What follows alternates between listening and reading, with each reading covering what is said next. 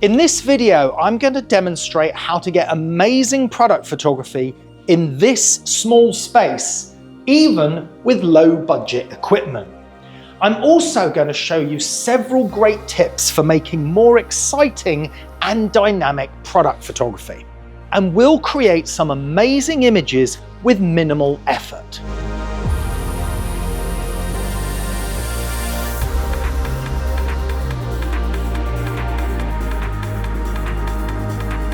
I'm Carl Taylor, a professional photographer with over 30 years experience. Many of you might know me from my high-impact advertising work and often believe that what I do is only possible because I work in that great big space with the latest and greatest equipment. So I'm going to show you that if I work in here, in this much smaller space, with low budget equipment, that I can create the same images because of what's in here and not what's out there. And today, you're going to learn some of what's in here to help you take better product images. Okay, so you've just seen me pour this black stone chipping gravel stuff in here. This is just a kitchen cooking tray. This black gravel is actually from an aquarium pet shop. They use it in fish tanks. What we're going to look at in this one is about lighting and controlling light. We have two products here, and they are makeup blusher kits. Now, these are very difficult to photograph for many people because they're so glossy and shiny and they just don't know what to do with it. So in this lesson, we're going to look and discover about controlling light. So we always need a light. I've got a studio light here that fires out normal light, as you can see, but also can put out a burst of flash like a speed light. You could use speed lights for this as well. I've got a couple more lights that we might need to use, but many of these things we can do with one or two lights. Now, one of the common mistakes that people make is just to throw a light on something from the same direction as the camera and hope for the best. And let me show you the result that you'll get from doing that. Now, that flash fired because I've got a flash trigger on here which tells that flash to fire when I press the shutter.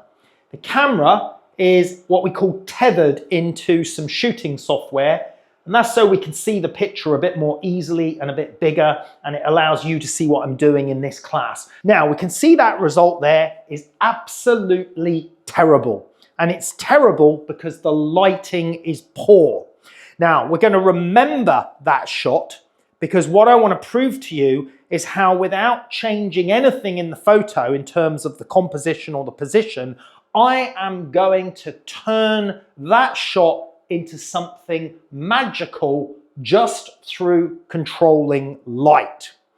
Now, these are glossy surfaces and we need to see some light in those glossy surfaces. As you can see now with the image on screen, you can't see any light in those glossy surfaces. They're just plain and flat. Now, glossy surfaces are like mirrors, and many products have gloss surfaces.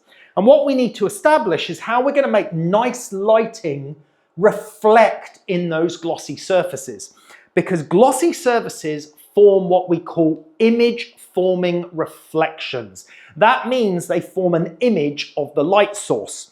So if I take this light source to an angle where the light will reflect in that surface, and I can actually make my life easier here because if I go into something called live view, I can have the live view from the back of the camera on the bigger screen so I can watch what I'm doing while I do it.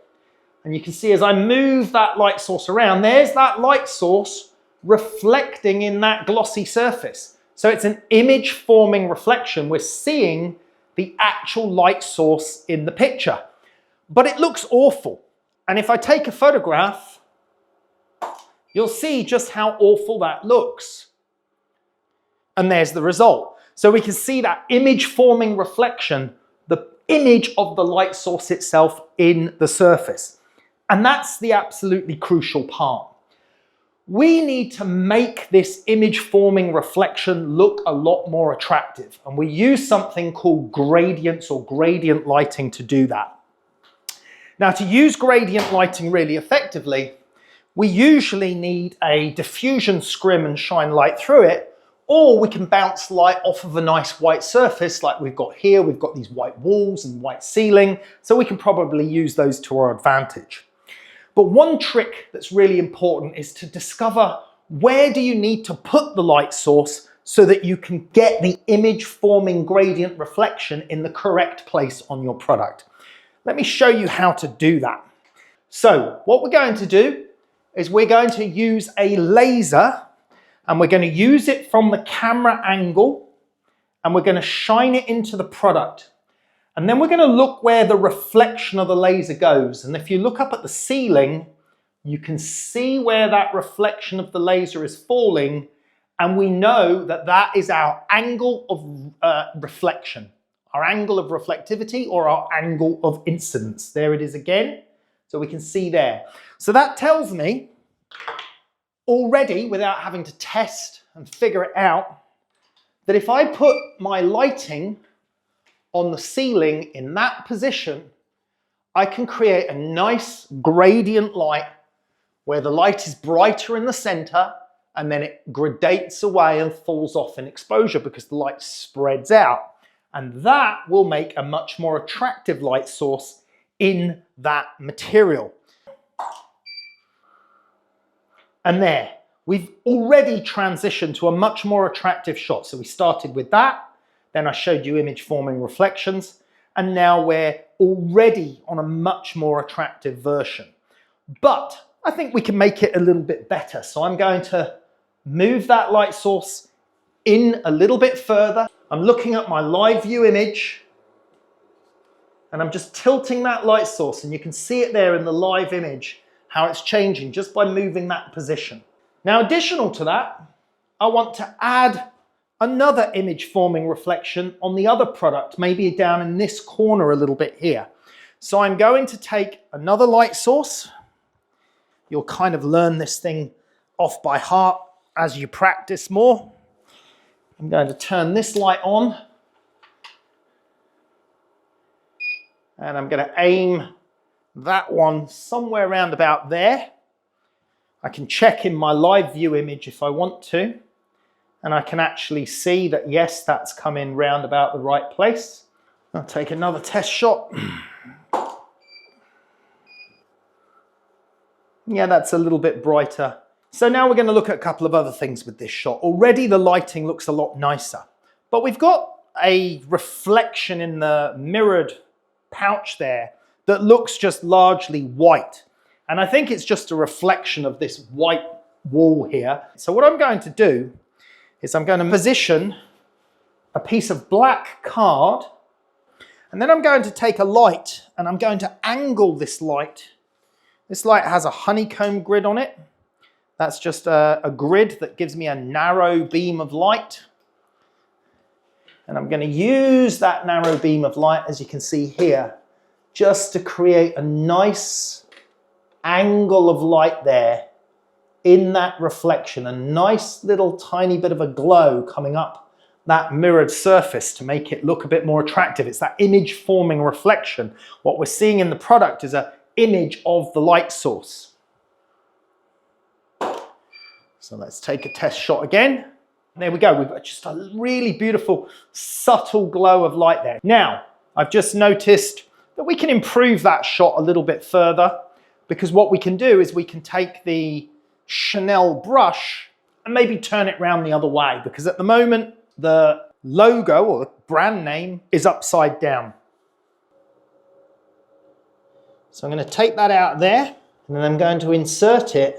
I'm putting a little bit of white tack on the back, is because I'm changing the angle of reflectivity of that surface. So that surface will no longer fall in the reflectivity of the light source or the image forming reflection.